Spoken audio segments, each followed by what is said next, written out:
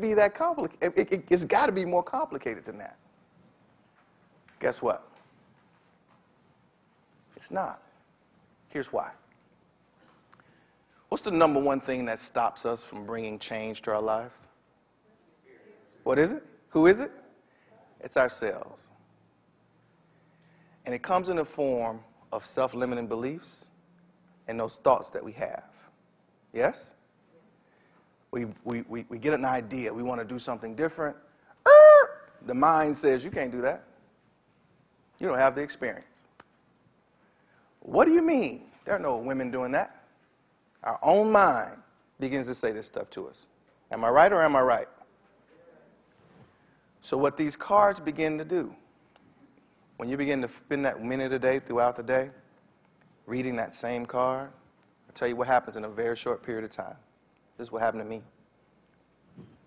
You begin to believe that you can actually have what's on that card. And what happens in our lives when we begin to believe that we can do something? I can't hear you. We do it. It's a law. That's what these little cards do. They remind you of how powerful you are, accidentally.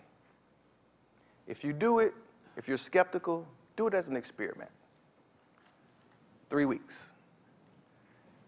Gauge your belief level and your ability to actually create passion in your work now. Do that little thing 1 minute a day. Take a look at it 3 weeks from now. See if your own level of belief and your ability has shifted. If it has not, dispense with it. If it has, let's get into the next step. So, no tension. Now this one is tough. Intention says get clear on what it is you want. That represents the 5 things that's going to be on the cards that some of you will actually use. I already know some of you are not going to do it. It's your life. The attention is the part of where we spend that 10 seconds on those 6 cards throughout the day. That's the attention. That's it. The no tension says this. Just like these instructions that I'm giving you don't make sense to some of you, how those things on your card are going to come into fruition won't make sense either. I was just sharing with Ron at the break that when I was on this stage as a displaced worker, August 3rd, 2010, and I was still waffling back and forth, should I try to create this speaking business? Should I go back into medical sales? And so I was kind of doing both, and I was dancing. And the rubber met the road for me, September 30th, right here on this stage again, because I had done another event.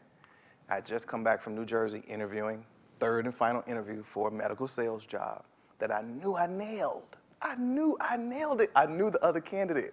We rode back to the airport together. He had just got out of the military, no medical background, no territory, no contacts, no clients, no history. He had never done this before. They picked him. Who said something? What'd you say, David? What's that? Thanks. They picked him. And so I was standing in that room getting ready to come on stage. I got the call. This is Armours. Hey, this is Joe. Just want to let you know we went with the other candidate. Okay, bye. As soon as I hung up the phone, I had to come on stage. So I didn't have time to process it. Was anybody here September 30th for that? Did I process it a little bit during the